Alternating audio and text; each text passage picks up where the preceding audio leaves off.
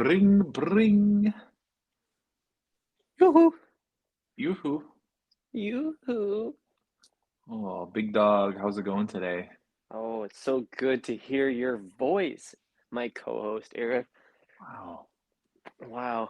I'm Wow. remoting in from Anchor Web, and the different. It's like when you go into a different subway location than Mm, your typical one, where you're a regular, where they know your name, and everything feels the same. Same brick, same picture, same menu, similar looking artist, but it's all just a little bit off. That's how this feels for me right now. mm. Yeah, I totally understand, Ty. There is an onboarding process anytime you enter a new environment. Mm-hmm. You gotta locate the beginning of the line. Mm-hmm. Locate the end of the line. You Mm-hmm. gotta find which of the tables has the best view of the sandwich creation process. Mm-hmm. Where the garbage cans are located, where the bathroom key is located, Mm-hmm. um, any emergency exits, of course. And, once you have all that information down, then you're ready to hit play or, tap to pay. Mm-hmm. I love the rhyme work you're doing there. He's Thank doing you. God's work and rhyme work.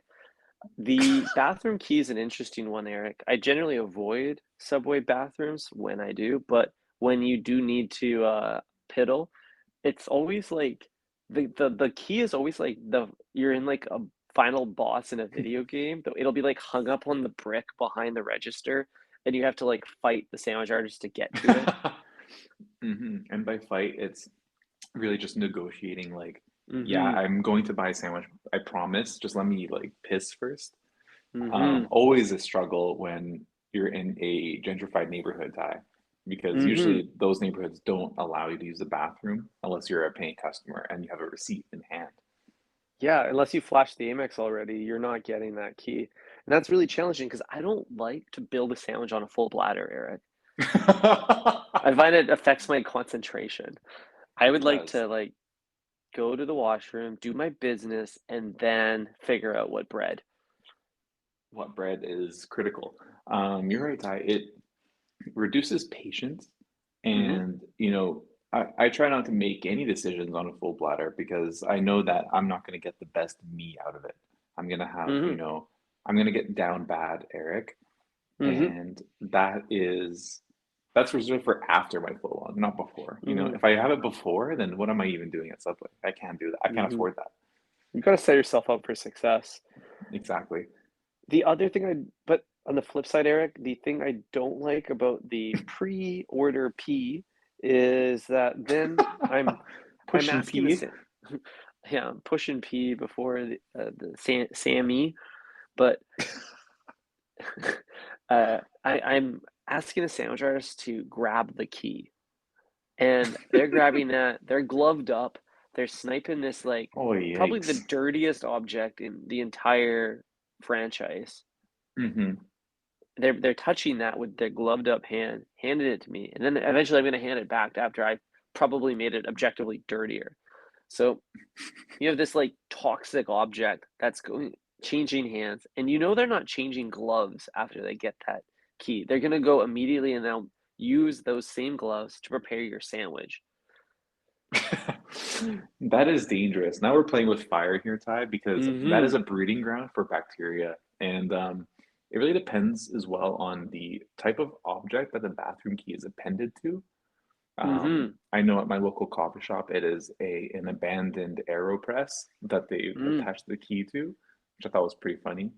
Mm-hmm. Um, it's kind of like the pissiest way to make a coffee. Mm-hmm. What is a subway key, bathroom key? What is the subway key at bathrooms? Oh, let's try that again. What Mm-hmm. does the bathroom key at Subway get attached to? Is it the fork? There's no fork. Is it the There's knife? no void. Dude, they're not going to give the patron the knife. That's far too much power. You're right. You're right. Especially But in a it serves gentrified the neighborhood. that's true. Can I have the bathroom key is the same as can I choose my weapon? Yeah, dude, you try to give them the knife, and most patrons using the bathroom will be like, "Oh no, I'm packing my own, thank you." At least in the Exactly. gentrified neighborhoods. Hmm. So what is it attached to then, Ty? Well, there isn't that many easy to move objects behind the counter. You have a toaster oven, you have a retired panini press, you have a soup ladle. It could be on the soup ladle because no one is scooping the soup, but there's still a soup ladle. Yeah, you're right. There is a soup ladle that is just marinating in the broth all day, Hmm. every day. That could be it. Um, there's a big metal spoon for meatballs. That could Hmm. be one, That could be you good. know. Yeah, there The is a ice cream scooper for the tuna. That's Yeah, another cool one. a decommissioned scoop. Yeah. I would even go as far as to say like the value picks menu has shrunk so much over the years that it now may be a movable object. Like, oh yeah, just take the picture of the veggie sub and the egg salad sandwich Exactly. I and like that. cold And then cuts. you could even use it as a marketing opportunity, Ty, because if you had, Hmm. like some lesser known item on there, then I could be looking at that while I'm shitting on the floor in the bathroom. Hmm. Use it to scrape it all over. Really good for Exactly. planning your next move.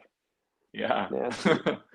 I know Wow. like my friend when they were in high school and they had to go to the bathroom, their key, they're like they instead of a hall pass, their like hall pass would be a urinal or no, sorry, like a toilet seat. The hall Oh my pass was a God. toilet seat. So when you went to the bathroom and you're walking down the hallway between classes, you have to carry that with you, which is a really smart idea because it then identifies to other teachers that you aren't skipping class. You are going to the bathroom. I mean, that's very narc behavior. Similar Mhm. to our last episode. That's one way to know that you're a narc. Mhm. Um, I don't know if I like that, Ty, because then it immediately signals, yeah, I'm not skipping class, but it also signals that I have to get permission to release my bowels, and Mhm. and that's not alpha male behavior. No, that this is a first world country. You shouldn't need permission for that kind of thing. Exactly. I don't need to ask, hey, excuse me, teacher. I need to go to the bathroom. I had a foot long at lunch and I need to go to the bathroom. Yeah. Do do not order the meatball sandwich at Subway. Yeah, I repeat. exactly. Damn. So like if it's bet a male to do it in the ninth grade, how come it's totally acceptable at a fast casual establishment like Subway? Mm, that Like is how do true. we I make that mean, the norm? it should be the norm, Ty. I think it's not really a problem with subways. It's the problem with dangerous neighborhoods because Mm. you get the stragglers, who like zombie walk their way into the subway and Hmm. ask like, "Can I have a cup of water?" Or it's either that or um, start screaming at other patrons, or they, furiously try to break into the bathroom. Um, Hmm. it's usually one of these three things. And I don't know about you, Ty, but I used to live in a gentrified neighborhood that was very Hmm. scary at times. And you'd be amazed at how many free croissants were given out when just a homeless person appears out of nowhere. It's just slow. It's almost like a hidden meaning. It's like just take this and leave, and then it's the Wow. most peaceful exchange possible. Yeah, it sounds like a little bit of a negotiation situation. They're gonna Yeah. This person is going to keep your patrons hostage, terrify them until until they get what they came for. So the croissant is the Hmm. perfect negotiation tactic. Yeah, that's a treat for me. Hell, I'd be pretty happy with that. I mean, imagine homeless people in like 15 years when you get handed a croissant and then you just hear them say, "Almond." Dude, I'm totally a butter stan, so I get it. I know, I me don't too. deviate from the recipe. And the fact that Exactly. people are still trying to make like a matcha croissant or like a chocolate filled one happen, I don't know. Ooh. Well, Move Ty, this is on. where you this is where you lost me, Ty, because a chocolate croissant, and I can only assume you're talking about a pain au chocolat. That's my go-to pastry. Really? No, Yeah, it is not. You it's the only pastry with a sauce. I struck you as more of a cinnamon bun boy. Not a pan au chocolat. I am a bun boy, but not in that sense. Um, I love my buns, and I cannot lie, Ty. But Mhm. um, but when it comes to pastries, it's give me a little of that Nutella with Mhm. you know powdered sugar on top with my Americano, and I'll be on my way. Mm. And I won't hold this place hostage. But he will if you put him up to it. I don't know, Yeah. man. I'm not a pan of chocolate, man. I feel like the textures are so varying. They almost compete with each other. Like, do you want like melted mush or do you want flaky dried?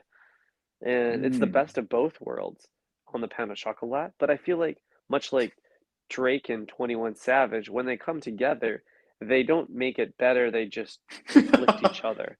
They just make it sleepier. Yeah.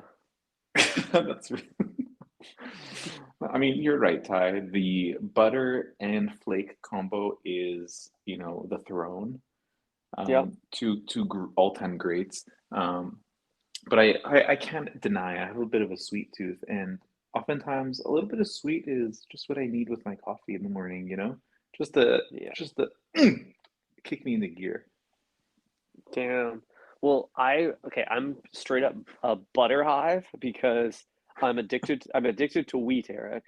So whenever I just get an opportunity for like a plain as pastry, I get very excited about that.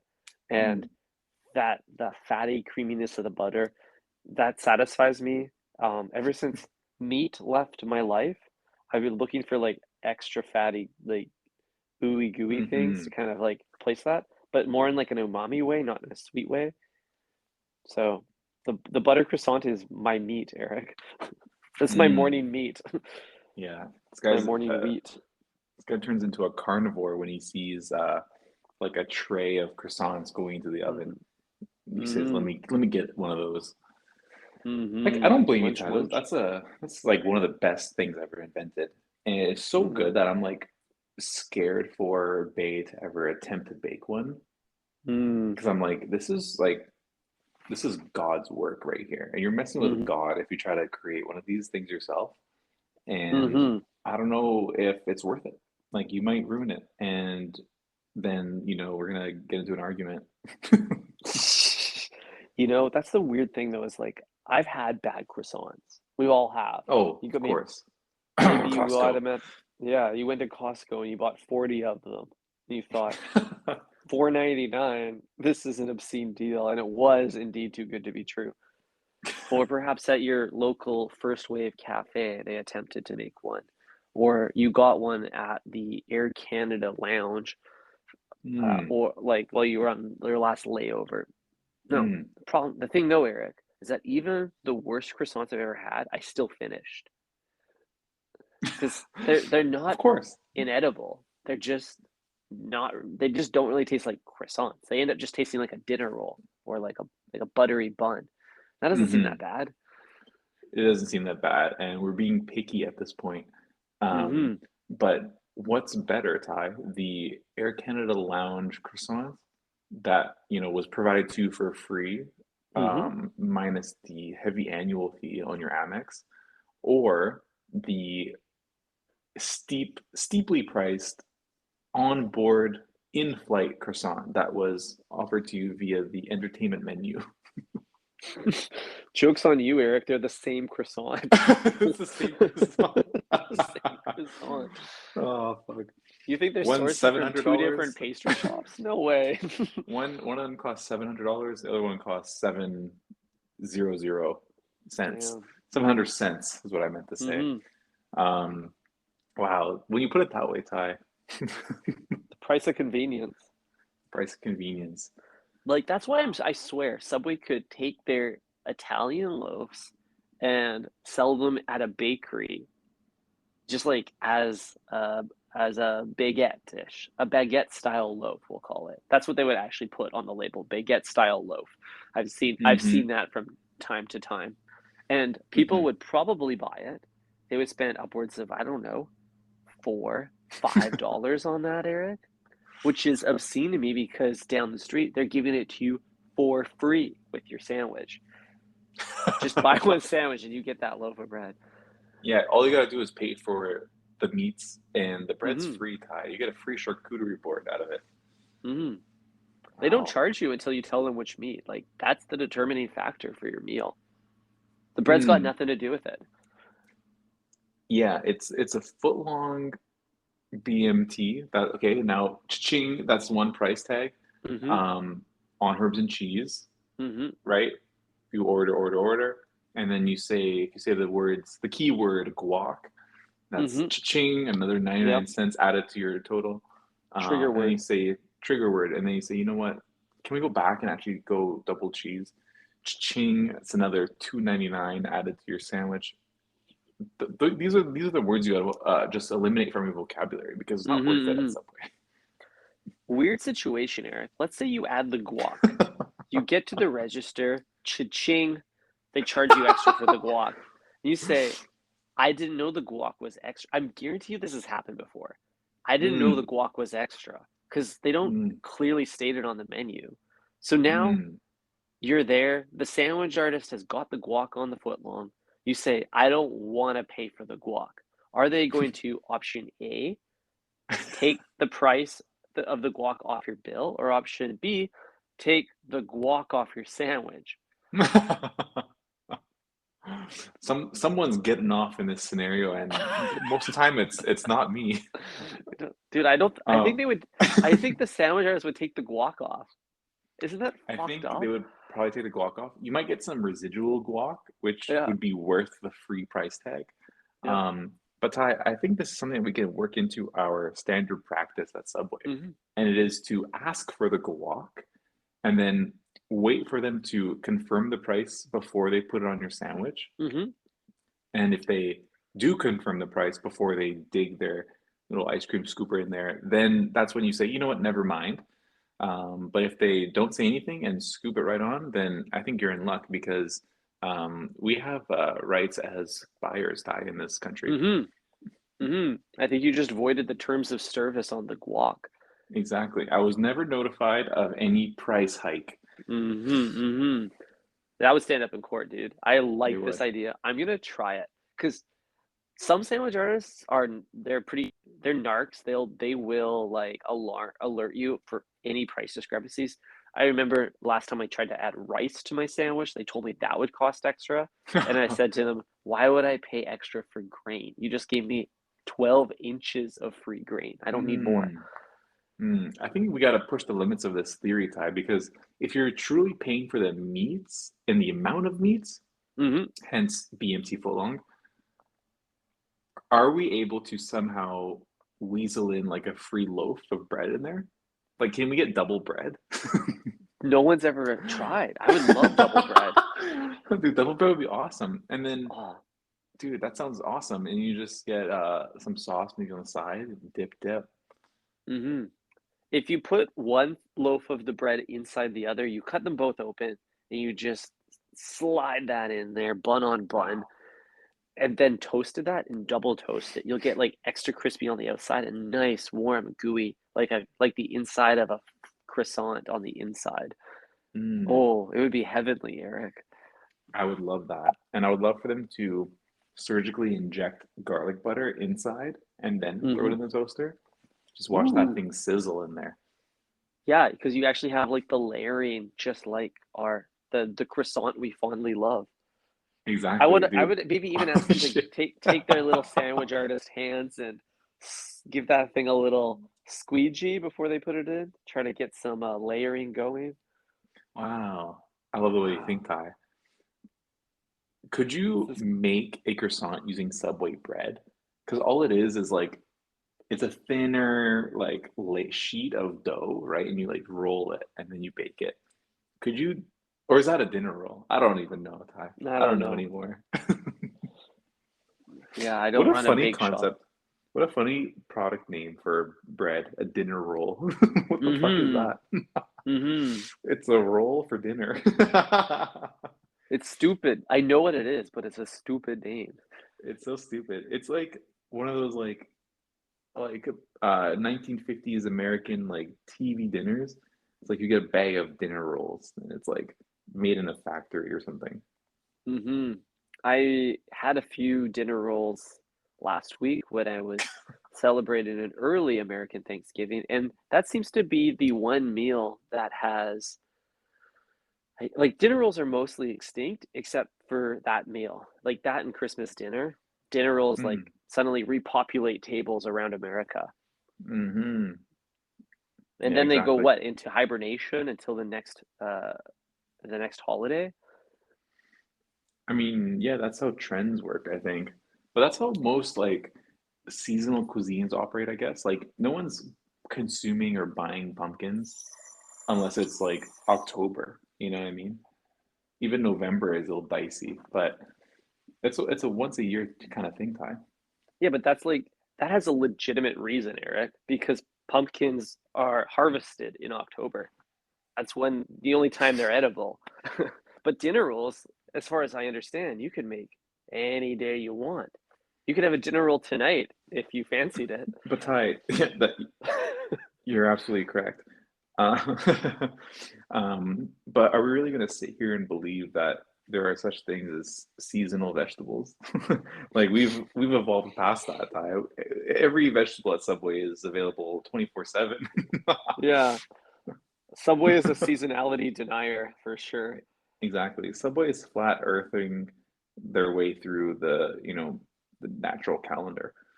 I'm so curious about the macroeconomics of sourcing that many fresh tomatoes all year round.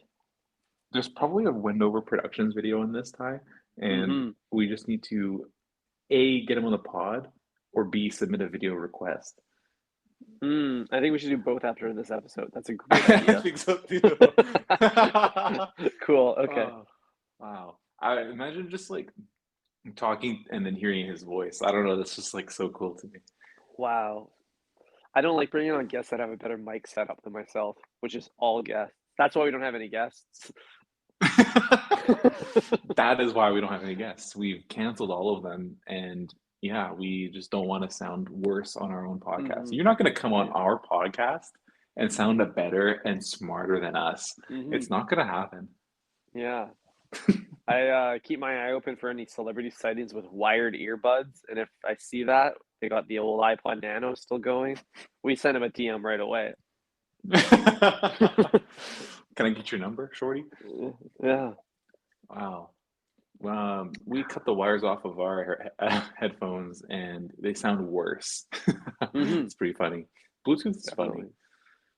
Yeah, it is. But it does increase the convenience of recording with you because while we were talking, I got up, I walked into my kitchen, I thought about grabbing a Budweiser from the fridge, and then the angel on my shoulder instructed me to fill my glass up with ice cold flat water instead. And here we are. Wow.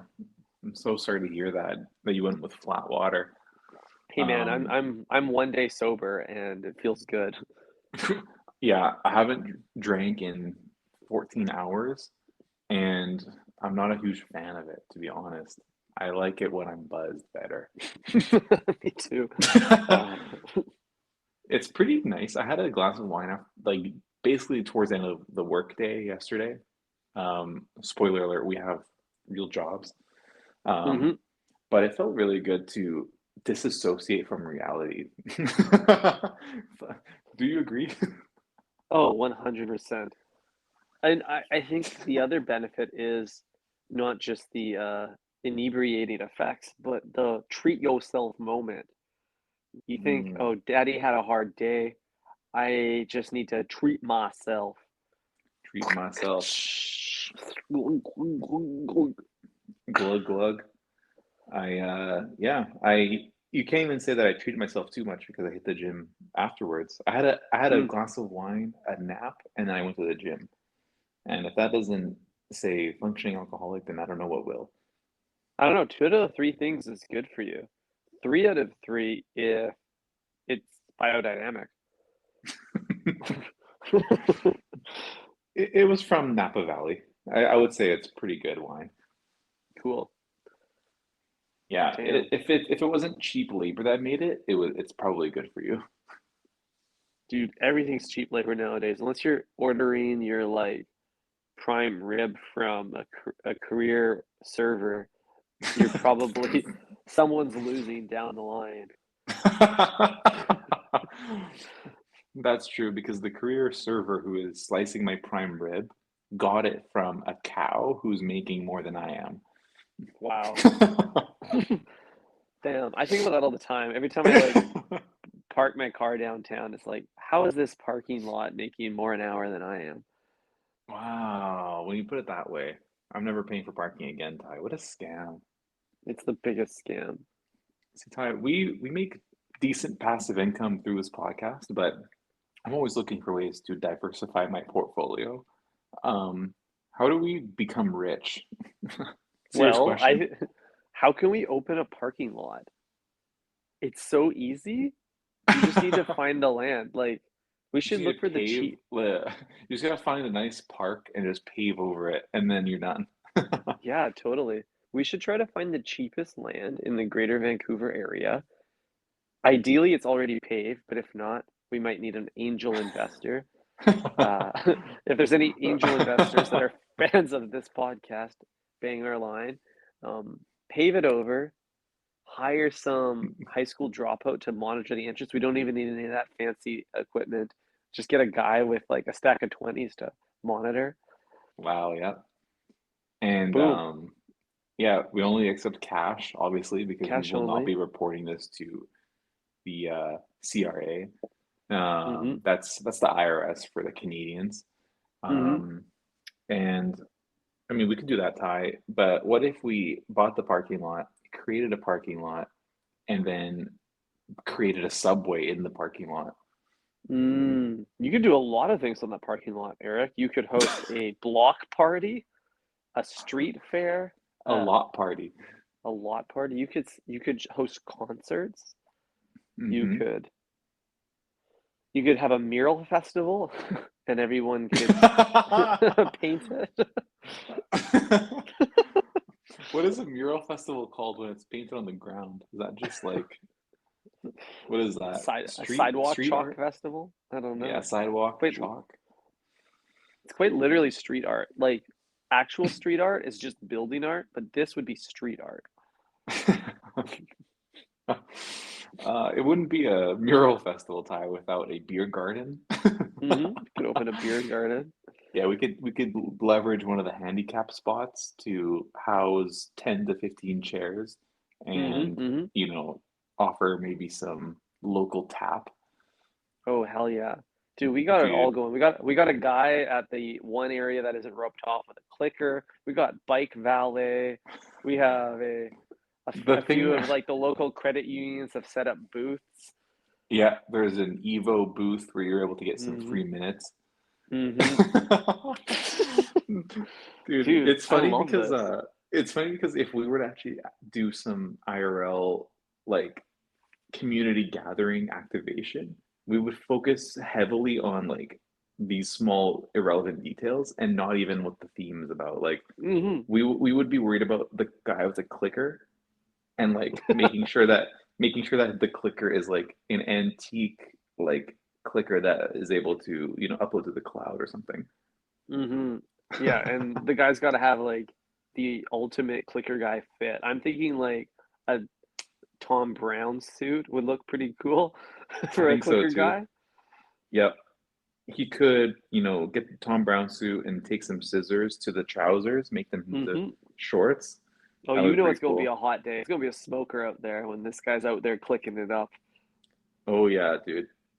This is the first Subway tailgate, and you know, we're happy to announce that it is sponsored by Think Fresh and Anchor. Mm, hell yeah, dude! I can't wait to go over to the party substation, grab 2 inches of mystery sandwich, and then munch along while I check out the craft olive oil booth and maybe get myself a freshly pressed lemonade.